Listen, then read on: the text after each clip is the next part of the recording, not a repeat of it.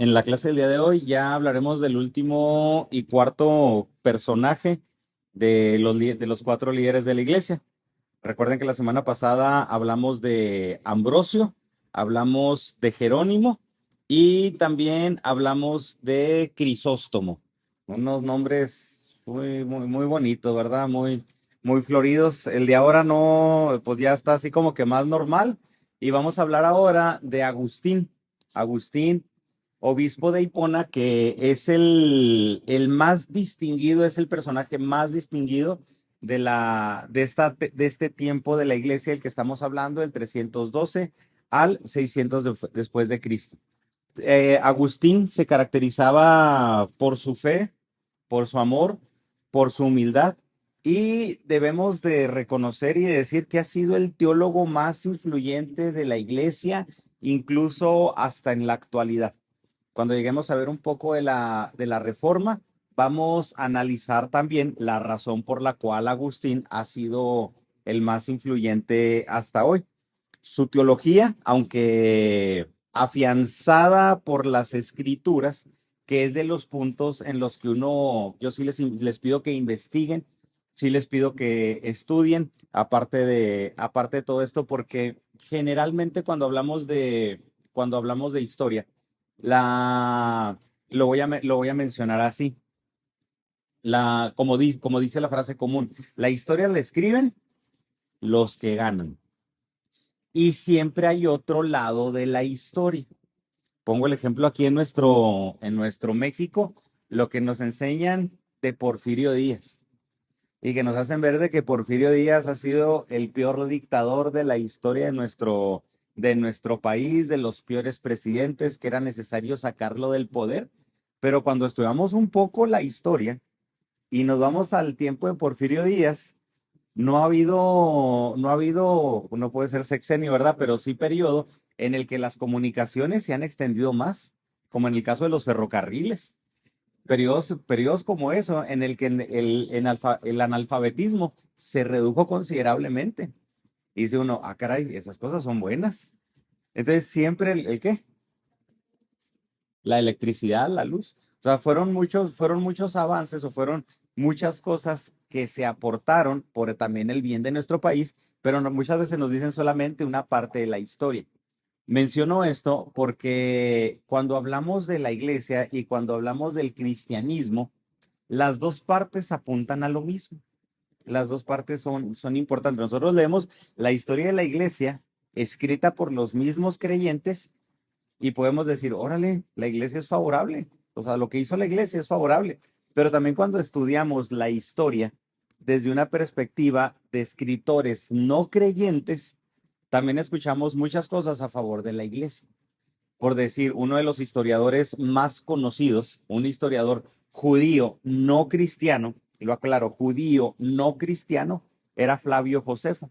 Y Flavio Josefo hablaba del Cristo, hablaba o del Mesías, del que los cristianos le hacían llamar el Mesías, habla de los cristianos, habla de los mártires, y es importante porque cómo corrobora un no cristiano la historia de los cristianos. Menciono esto porque es importante la figura de Agustín, porque algunos sí lo ponen como el cristiano o el teólogo más influyente de la iglesia, incluso de la iglesia contemporánea, pero tampoco sin irnos a los extremos, pero sí hay escritores que ponen y que tachan a Agustín casi como diabólico. Entonces uno dice, espérate, o sea, ni muy, ni tan. Pero lo que sí digo es de que sí es importante estudiar las corrientes para nosotros también podernos hacer un criterio personal. Porque en el caso de Agustín, siempre, que es de los puntos oscuros de Agustín, es de que siempre estuvo arraigado a la filosofía. Aunque sí era un teólogo prominente, aunque sí era un estudiante también excelente, Agustín tenía el punto que, o el frijol en el arroz de Agustín es de que él nunca dejó su pensamiento filosófico. Siempre estuvo inclinado hacia la filosofía y hacia el pensamiento griego. Sí, tuvo mucho que ver en cuanto a la tradición eclesiástica y obviamente no dejamos de lado todo lo que Agustín aportó. Aurelio Agustino era su nombre, más conocido como Agustín. Nació en la ciudad de Tagaste, perdón, una pequeña ciudad de África que se encontraba cerca de Hipona. Su padre era pagano, pero su papá fue bautizado poco antes de su muerte en el 371. La madre Agustín, Mónica, una mujer muy conocida incluso también en parte de la historia, porque es conocida o catalogada como una de las mujeres más piadosas de toda la historia cristiana. Ella se caracterizaba por su amor e interés espiritual en sus dos hijos y posiblemente se maneja que posiblemente fue la influencia religiosa más significativa en la vida de Agustín. Agustín enseñaba en el catecismo, era catecúmeno y aunque enseñaba en el catecismo, Agustín todavía se convierte después. Vivía con una joven sin haberse casado y tuvieron un hijo que se llamaba, otro nombre raro, Adeodato, que su nombre quiere decir dado por Dios. ¿Y qué creen que estudió Agustín? Abogacía para abogado en Cartago. Ya es decimos, bueno, ya si uno quiere ser pastor, que se haga abogado, ¿verdad? Primero. Y cuando termina sus estudios, se fue a Roma con su concubina y con su hijo para trabajar como maestro. Siempre estuvo involucrado en la enseñanza. Y en su búsqueda religiosa, porque él siempre, lo que se menciona es de que antes de ser un gran, voy a decir la palabra, religioso, siempre fue inclinado hacia la filosofía. Siempre fue conocido también por un gran filósofo. Pero lo que mencionan los historiadores es de que la filosofía no satisfacía la necesidad que Agustín tenía en su corazón. Siempre tenía presente las oraciones de su mamá. Se menciona que llegó como maestro a Milán, donde comenzó a escuchar a Ambrosio. Recuerden, lo vimos la semana pasada. Entonces, cuando escucha a Ambrosio, que era cuando estaba creciendo su influencia en la ciudad de Milán, Agustín iba a escucharlo por su elocuencia, por ser un buen orador y no necesariamente por su predicación del evangelio. Lo que le llamaba a Agustín la llamaba la atención a Agustín, era la elocuencia de Ambrosio, no lo que Ambrosio predicaba. Y el detalle es de que gradualmente los sermones de Ambrosio pues empezaron a tocar la vida de Agustín hasta que llega el momento en que Agustín se entrega.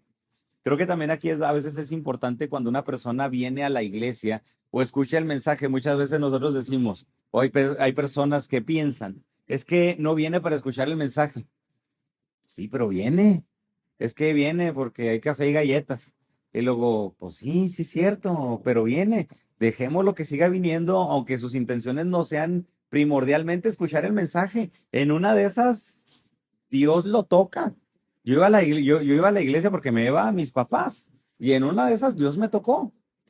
Entonces, algo similar sucede con Agustín y es algo muy similar que creo que también ha sucedido con muchos de nosotros.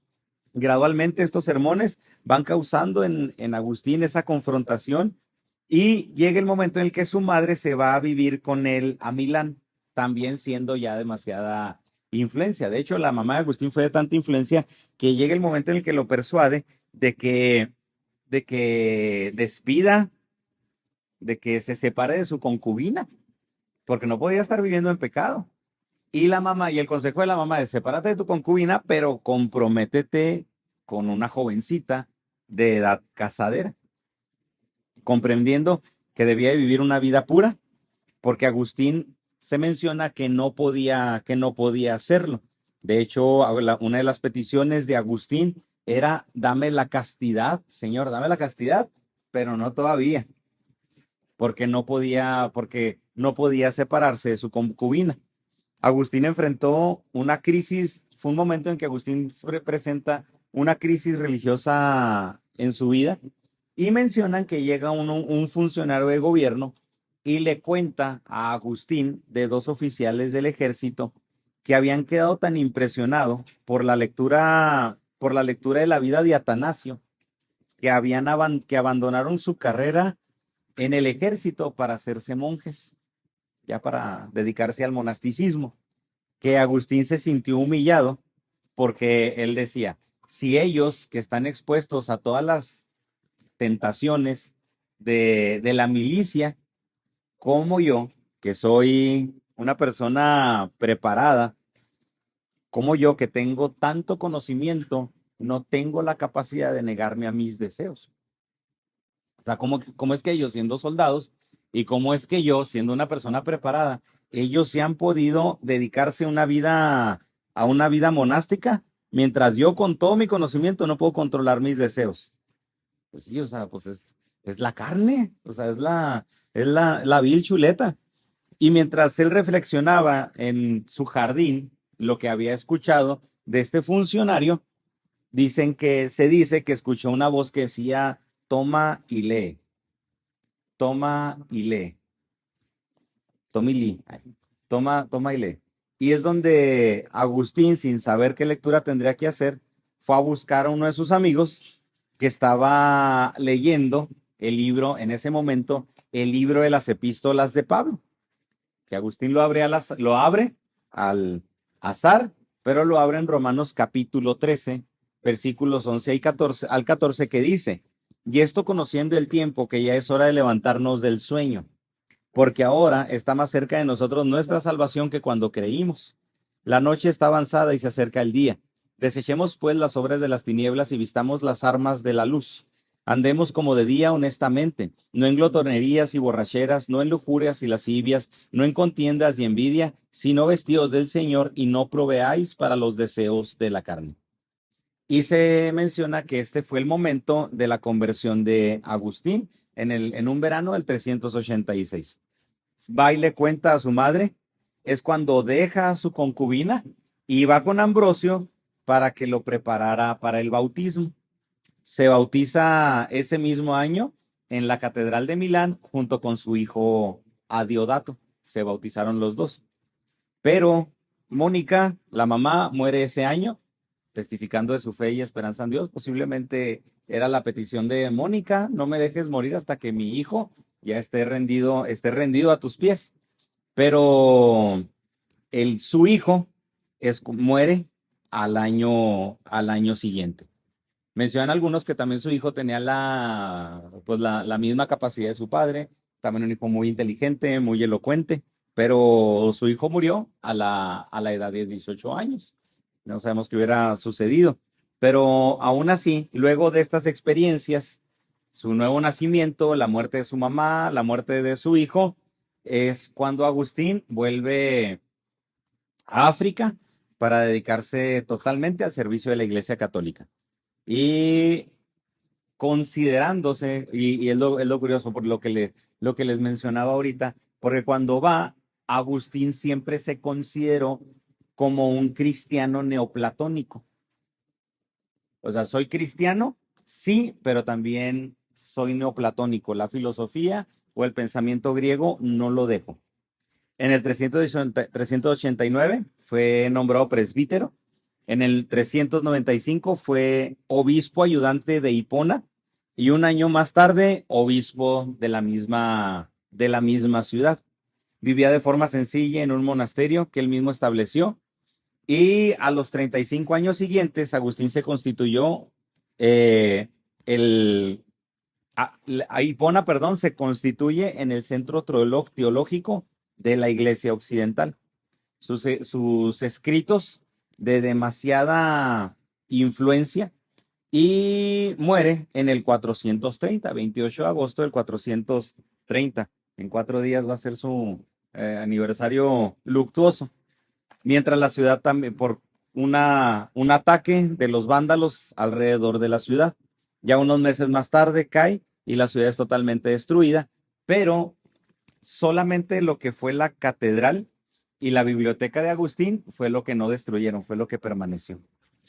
Eh, a diferencia de los griegos, sí enfatizó el propósito y el significado de la vida, que es una de las razones por las cuales también Agustín se inclina al cristianismo y es donde encuentra la respuesta del significado y el propósito de la vida. No lo encontró en la filosofía, no lo encontró en la corriente neoplatónica, lo encontró en la misma palabra de Dios. Y es importante porque sus escritos tuvieron, tuvieron demasiada influencia para la vida y el pensamiento de la iglesia. De estos tiene tres libros que son los más importantes. Vamos a analizar nada más el tema de cada uno de ellos. Tres libros, pero también sus escritos en contra de los donatistas y en contra de una corriente conocida que se denominaba el pelagianismo. Cuando estudiamos el pelagianismo y cuando estudiamos la razón por la cual Agustín refuta el pelagianismo, es donde podemos entender ciertas doctrinas, bueno, doctrinas más específicamente la doctrina de la gracia irresistible, que es precisamente parte o de los 5 puntos principales del calvinismo, del tulip. Pero sí les digo, es importante analizarlo porque Agustín sí escribe en contra del pelagianismo, pero la doctrina ya surge mucho tiempo después. Ya estaremos hablando de la Reforma Protestante. Mucho, mucho después, pero sí basada en ciertos escritos de Agustín.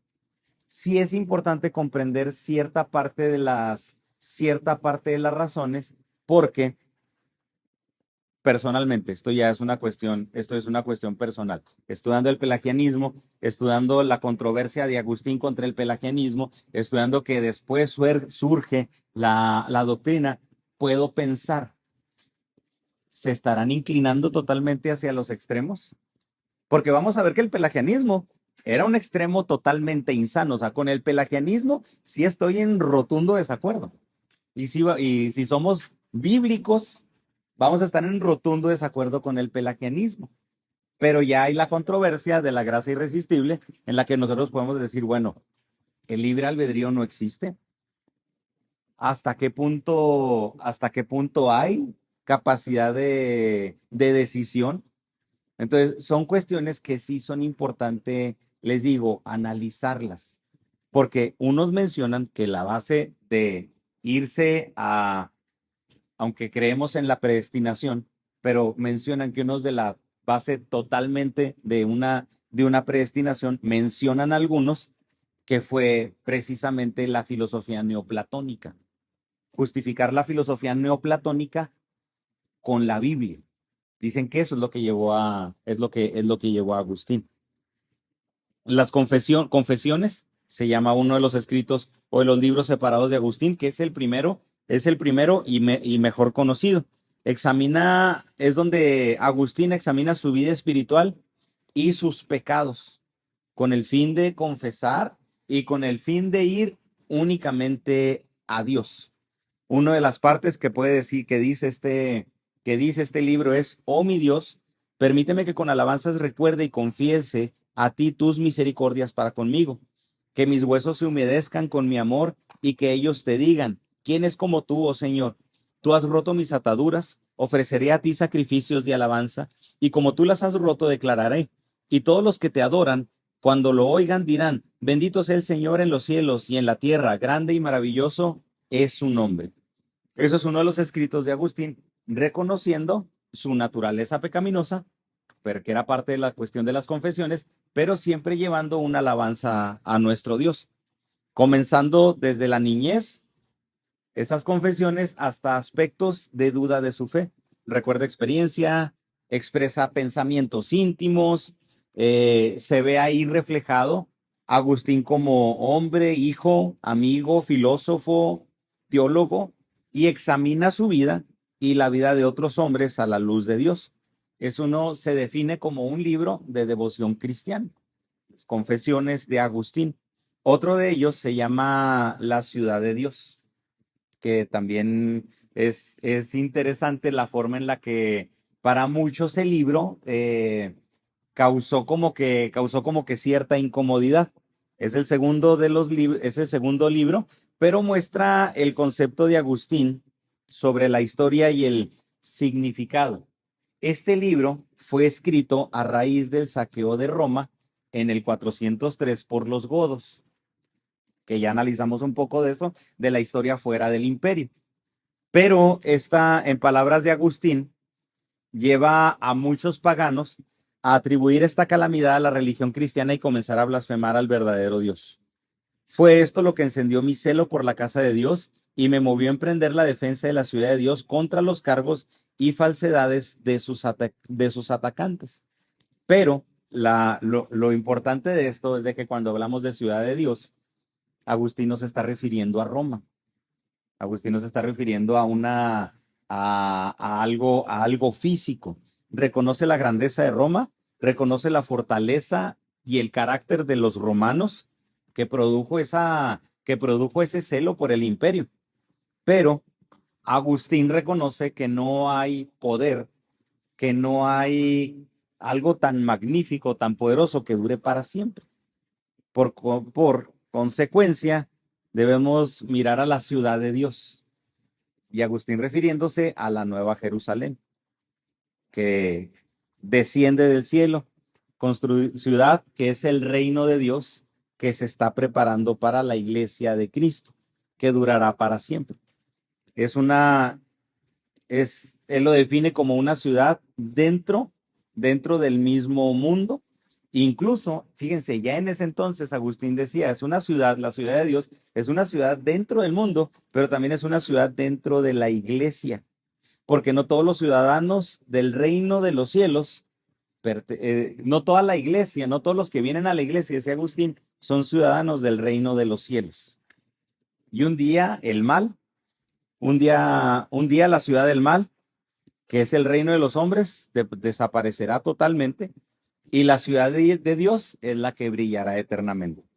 Ese es el énfasis de Agustín en este segundo libro. El tercero, que es donde Agustín escribe y desarrolla el concepto de la Trinidad, ya como una forma final, incluso hasta para nosotros en la actualidad. Ya la Trinidad como se conoce. Recordemos que Tertuliano y en el occidente, Orígenes en el oriente, habían considerado al Hijo en alguna forma subordinada al Padre. Pero aquí, hasta este momento, el Espíritu Santo no había recibido tanta atención. Sí se hablaba mucho del Padre, se hablaba mucho del Hijo, pero no tanto como el Espíritu Santo, aunque nosotros podemos ver en el credo de los apóstoles que sí se sustentaba ya la figura del Espíritu Santo. Pero es lo que lleva a Agustín a desarrollar la doctrina de la Trinidad. Primero enseña que existe una total igualdad entre el Padre, el Hijo y el Espíritu Santo. Agustín enfatiza que no hay ninguno anterior, ninguno posterior, ninguno superior, ninguno inferior, ninguno.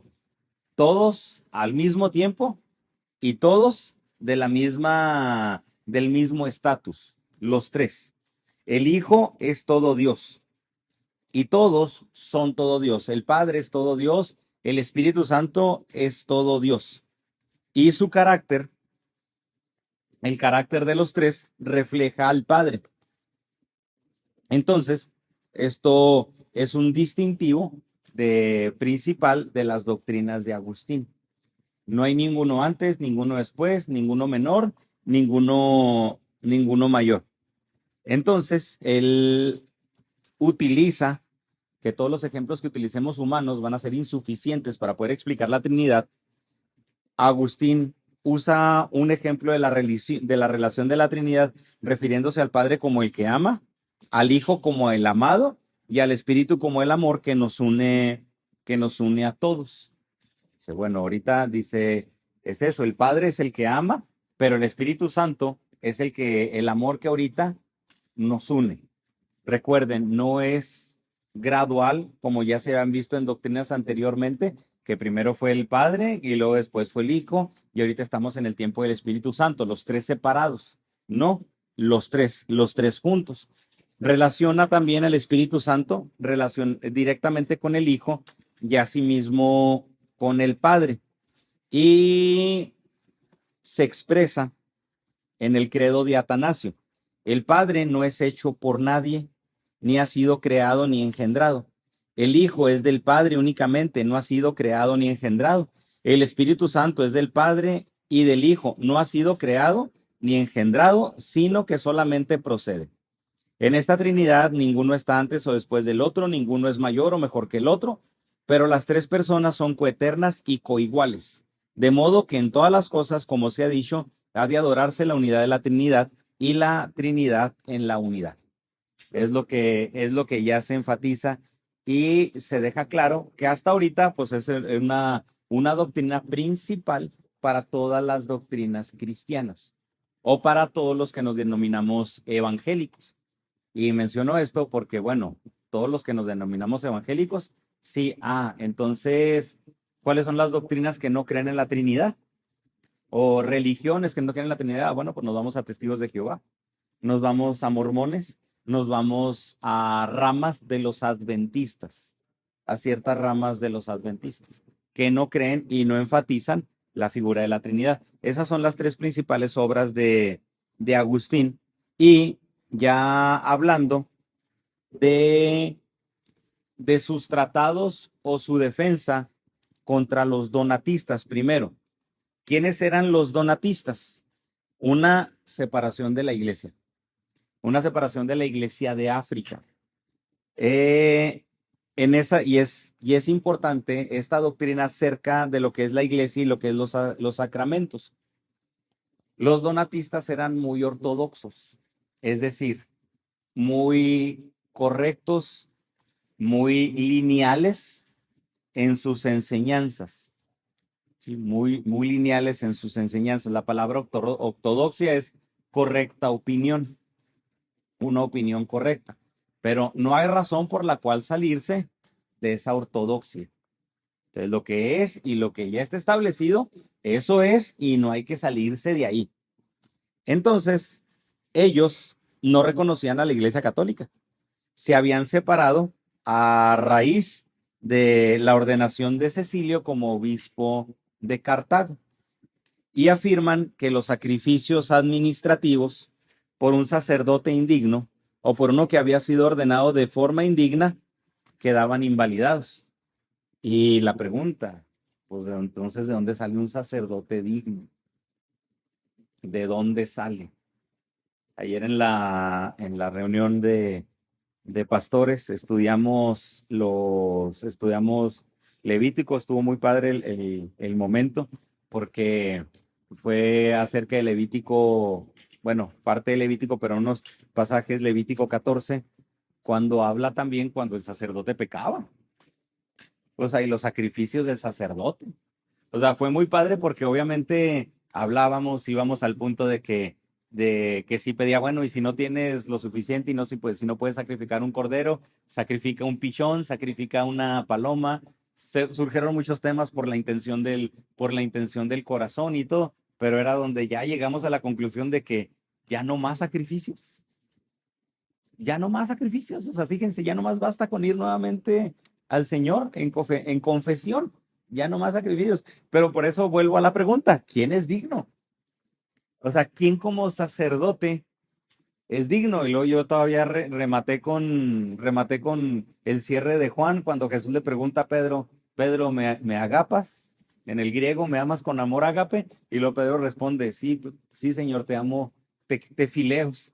Pedro, ¿me amas? Señor, te quiero. Apacienta mis corderos. Y lo, Señor, Pedro, ¿me amas? ¿Me fileas? ¿Me agapas, perdón? Sí, Señor, te fileo. Y la última vez, Jesús le pregunta a Pedro, Pedro, ¿me fileos? Señor, tú lo sabes todo. Sabes que sí te fileos. Sabes que te quiero. Y yo les decía, todavía aparte de eso, Jesús le dice, apacienta mis corderos y sígueme, sabiendo que no le podemos amar a la magnitud del amor que Él tiene por nosotros. O sea, imagínense lo importante de esto, incluso hasta de la obra de Dios en nosotros. Ayer por eso fue un tiempo para mí bien, bien especial, porque pues todos estábamos conmovidos porque, pues ¿quién? Bueno, entonces confesemos nuestro pecado. Oremos delante de Dios y vayamos recurrentemente delante de Dios. Pero fíjense, para los donatistas era esto, pues No se puede, nadie puede administrar sacrificios si no es digno. Agustín enseña que el poder de los sacramentos, ahoritamos obviamente que sacramentos, ¿verdad? Pero Agustín enseña que el poder de los sacramentos, en contra, refutando la idea de los donatistas, es que el poder no reside en el sacerdote. O sea, el poder para oficiar los sacramentos no reside en el sacerdote. Y aunque Agustín decía, es en el carácter de la iglesia. Pero Agustín sí mencionaba en el carácter de la iglesia, pero la iglesia católica es santa porque es apostólica. Sus obispos son sucesores de los apóstoles. Una iglesia unida y una iglesia universal en la que no hay otra iglesia y fuera de esta iglesia no hay salvación. Por esa razón, los sacramentos son válidos y son santos, no por el sacerdote o el ministro que los administre, sino precisamente porque la iglesia ya ha sido santificada, porque la iglesia ya está apartada por Dios y para Dios. Aún así, obviamente, eso no quiere decir de que Agustín aprobaba un ministerio inmoral o sacerdotes faltos de espiritualidad. O sea, no se trataba tampoco de eso. Y reconociendo, obviamente, los sacramentos, no como las acciones que se tenían que hacer para ser salvos. Porque ya después, recuerden que lo vimos en una de las clases anteriores, ya después vienen los otros sacramentos que son añadidos, pero refiriéndose específicamente a la cena del Señor y al bautismo. Y cena del Señor, bautismo, no estamos hablando de confirmación, no estamos hablando de bodas, de primera comunión, que son ya doctrinas o sacramentos que se adhieren después. Y el punto más importante es la cuestión de Agustín contra el pelagianismo. ¿Quién era, de dónde surge el pelagianismo? Por Pelagio, así se llama, un monje irlandés que vivía en Roma, que fue el que provocó la controversia más grande, la controversia teológica más grande en tiempos de Agustín. Ahorita que les decía, todos estamos obviamente en contra del pelagianismo. ¿Qué sostenía Pelagio? Que Dios daba a cada hombre la posibilidad de vivir una vida sin pecado. O sea, tú puedes vivir sin pecado, sin necesidad de Dios.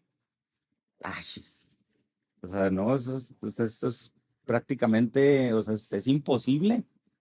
O sea, unos dicen, es que es difícil vivir sin pecado. No, vivir sin pecado no es imposible, no es difícil, es imposible. Era lo que, obviamente, lo que lleva a Agustín a exponer su idea. Lo que el hombre tiene es la voluntad de vivir en esta vida y esta voluntad, que es parte del ser humano, pues Dios ha sido creado con ella, el hombre ha sido creado con esa voluntad. Entonces, eso lleva a que el hombre tiene ese poder de realmente vivir una vida sin pecado, poder que también tiene el hombre en sí mismo. Es curioso, ¿no? Que alguien llegue a pensar eso y no me lo tome como obviamente hablar en contra de doctrinas de ciertas denominaciones en la actualidad, pero hay una denominación que sostiene la entera santificación en esta vida. Entonces, ¿qué es la entera santificación? De que se puede llegar a vivir sin pecado en la vida terrenal. Entonces, cuando yo le pregunto a una persona que de esa doctrina o de esa denominación, y alguien de ustedes ha conocido alguno, pues nadie responde, ¿no? Pues, ¿no? Y ha habido, o sea, hay un registro a lo mejor que de alguien que haya llegado a la entera santificación, pues no lo hay. ¿Por qué? Porque el hombre no tiene la capacidad en esta vida de vivir sin pecado. Es decir, el hombre sin el poder de Dios no puede hacer real esta posibilidad. No la puede hacer real. ¿Por qué peca el hombre? Y lo que decía Pelagio es de que los hombres pecan por causa del mal ejemplo. El pecado no es una condición de maldad humana. Y él decía, como el pecado no es una condición de maldad humana, el hombre no debe de ser libre ni tiene razón ni tiene por qué ser libre del pecado. El pecado consiste en malas acciones que no tienen que ver con lo que el hombre es. O sea, tú puedes ser un buen hombre con malas acciones, tú puedes ser un buen hombre que simplemente pues no tiene pecado, tiene malas acciones y que cambiando las malas acciones, pues también ya puedes vivir bien. Pregunta, ¿quién tiene la capacidad para eso? Si así fuera, pues qué sencillo, ¿no? Oiga, no, pues ¿sabes qué, señor? Mentí, perdóname. ¿Sabes qué, señor? Hice esto, perdóname. Y que Dios no responda, ya no lo hagas. Pues no. De hecho, ni primera de Juan menciona eso. Si decimos que no pecamos, hacemos mentiroso a Dios y la verdad no está en nosotros. Si confesamos nuestros pecados, Él es fiel y justo para perdonar nuestros pecados y limpiarnos de toda maldad. No es cuestión de ya no pecar, es cuestión de confesar en arrepentimiento. Y aquí, ¿cuándo? Siempre. Aunque entendiendo de que confesando con arrepentimiento y entregándole a Dios nuestro pecado, el pecado cada vez también va a ser menos. No es un pretexto para decir, confieso y arrepiento. No, pues me hace que no haya arrepentimiento. Confesión y arrepentimiento. El hombre es bueno por naturaleza, decía Pelagio, pero su voluntad de hacer el bien ha sido debilitada porque recuerde, que decía Pelagio, el hombre cae por el mal ejemplo. ¿Qué sucede? Dice Pelagio, el hombre es bueno, pero esa buena voluntad del hombre se ha debilitado porque ha habido malos ejemplos. Entonces la posibilidad de hacer el bien que tiene el hombre, pues ¿qué hay que hacer? Pues tener buenos ejemplos. Pues qué fácil. Y por eso él decía lo de ahorita. Hermanos, ayúdenme a encontrar a alguien que ya haya llegado a la entera santificación para seguir el ejemplo de él. Pues, cuando lo encuentren, el mismo pelagianismo seguía sosteniendo de que Dios ha dado la ley a Cristo para darnos ese ejemplo. Tenemos el ejemplo de Cristo y el bautismo coloca todos nuestros defectos y fracasos en el pasado, de modo de que después del bautismo ya estamos capacitados para hacer el bien siempre como Dios manda. Y obviamente ya cada uno de nosotros, si escuchando estas doctrinas, nosotros obviamente ya con el conocimiento que tenemos, decimos, no, o sea, no se puede. Agustín consideraba que esta doctrina contradecía la enseñanza de las escrituras e incluso de su misma experiencia religiosa. Porque recuerden que una de las cuestiones con las que batalló Agustín fue su castidad.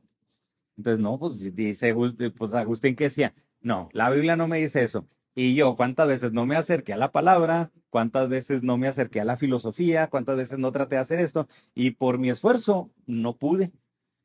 Agustín sostenía esta misma doctrina, pues no solamente con la Biblia, sino con su experiencia, que creo que también nosotros podemos decirlo lo mismo.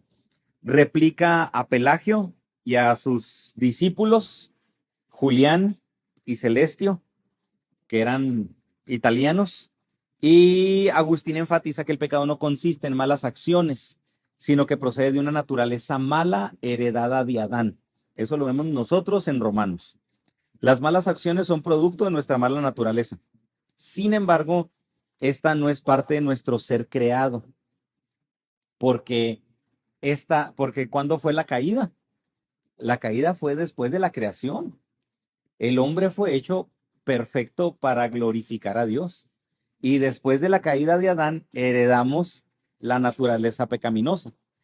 Naturaleza que puede ser eliminada y en su lugar podemos recibir la naturaleza de Dios. Pero esto ya es agregado personal, que mientras estamos en vida, nos dice Romanos 7, que sigue peleando nuestra naturaleza pecaminosa con nuestra naturaleza dada por Dios. Seguimos en ese conflicto. Entonces, ¿cuándo se va a acabar ese conflicto? Cuando ya Cristo venga por nosotros. Ya, eternamente, cuando estemos, dice, citando a Agustín, en la ciudad de Dios. La gracia es obra de Dios en los corazones de los hombres que les permite hacer lo bueno. Sin esta gracia no podemos obedecer la ley ni creer en el Evangelio de Cristo. El creer en Cristo nos une a Él, nos añade amor a la fe y hace posible una vida de obediencia a Dios. La gracia de Dios es irresistible. Es lo que menciona Agustín, que ya después, en este momento no, pero ya después se establece como doctrina en aquellos que están predestinados a la vida eterna. No la tienen aquellos que están predestinados a la muerte eterna, o como también nos diría Romanos, las vasijas o los vasos de deshonra.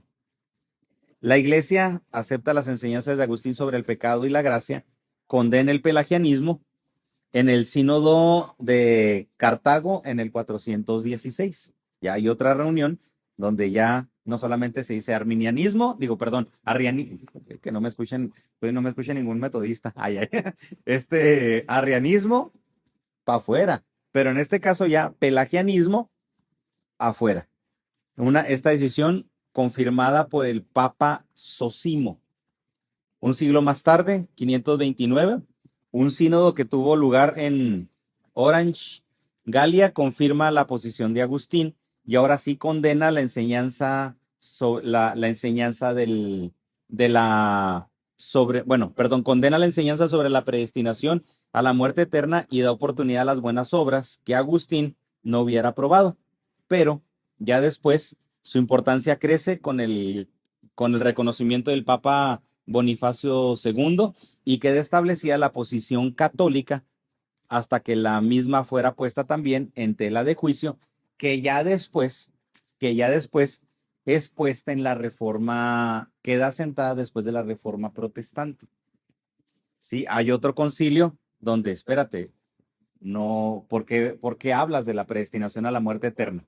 Entonces dicen, bueno, todas estas doctrinas de Agustín o las doctrinas de Agustín están bien, pero la de la predestinación a la muerte eterna, esta no la aceptamos. ¿Cuándo se acepta la doctrina de la predestinación? Después de la reforma, por los reformadores. Ya después, pero sí Agustín tuvo mucha importancia en lo que es el pensamiento reformado.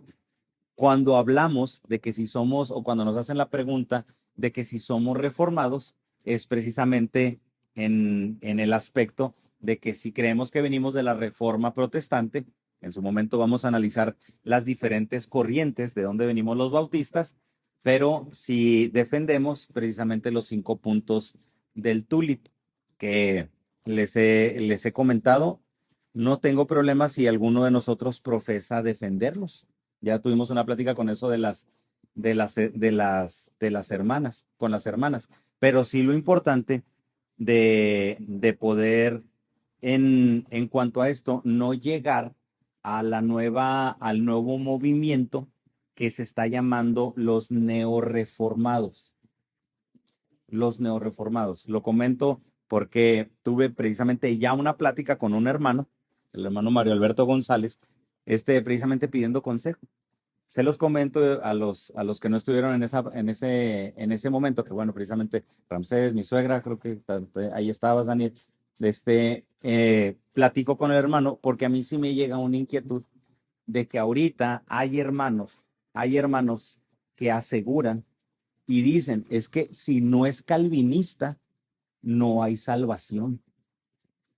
O sea, si no eres calvinista, no eres salvo. Y me lo enfatiza el hermano Mario Alberto. Dice, eso está dividiendo ahorita muchas iglesias en lo que es Juárez y en lo que es el sur en la Convención Bautista del Sur. Y menciona, y este movimiento ya le pusieron nombre, los neorreformados, es de hermanos, bueno, es un movimiento que surge de los que han aprendido, no de los que enseñan. O sea, es un movimiento que no promueve Miguel Núñez, es un movimiento que no promueve Sugel Michelén, que no promovía John MacArthur, que no promueve Josías Grauman, que no promueve Carlos Contreras, Juan Sánchez. Les estoy hablando de hermanos reformados. Dicen, el movimiento de los neorreformados surge porque hay hermanos que si hay enseñanzas, que si hay libros que no son de ellos, no los aceptan. ¿Quién escribió tu libro? No, pues mi libro lo escribe, no sé, Josh McDowell. Ah, no es reformado. No. Ah, o sea, tu libro no está avalado por Coalición por el Evangelio. No. Ah, no, gracias. Entonces, eso es lo delicado, ¿eh? O sea, por eso debemos de tener cuidado, porque pudiéramos decir, ah, caray, entonces, si no soy calvinista, no tengo salvación. Ya esto tiene un nombre, viene desde hace tiempo, se le denomina la teología del medio radical, de esa inquietud que tenemos todos los hombres de inclinarnos hacia los extremos. O sea, por decir, ¿eres calvinista o eres arminiano? ¿Por qué? ¿Eres de izquierda o eres de derecha? ¿O eres izquierdista morenista o eres derechista de tales partidos? Y si uno dice, soy apartidista, no. O de uno, o de melón, o de sandía. Entonces, es esa teología que se está dando en todos los aspectos de comportamiento humano, social, y que obviamente también adoptada por algunos de los clientes, pero creo que esta es una plática importante que ya si en su momento la pudiéramos tener, sería pues ya afianzar esos puntos.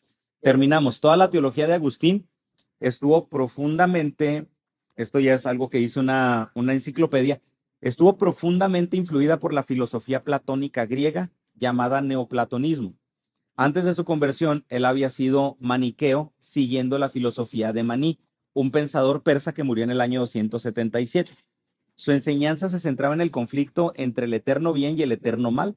En el nuevo platonismo, Agustín aprendió que el mal no tiene una existencia independiente, pues es solo la ausencia del bien, y que el mundo de la existencia real es el mundo del espíritu. Es a la luz de estas ideas que Agustín leyó la Biblia, interpretó el pecado y la gracia y consideró la vida cristiana.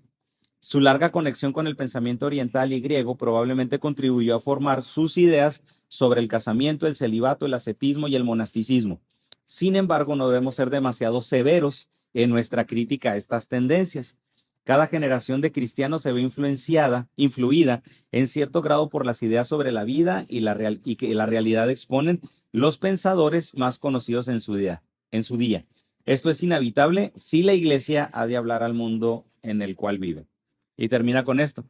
Es evidente que por claro que fuera el sistema de Agustín en muchos sentidos contenía algunas profundas contradicciones debido a la mezcla de profundos sentimientos religiosos, ideas no platónicas y el tradicionalismo eclesiástico popular, así como enseñaba una predestinación en la cual Dios envía su gracia a quien quiere, limitaba la salvación a la iglesia visible dotada por un eclesiasticismo sacramental.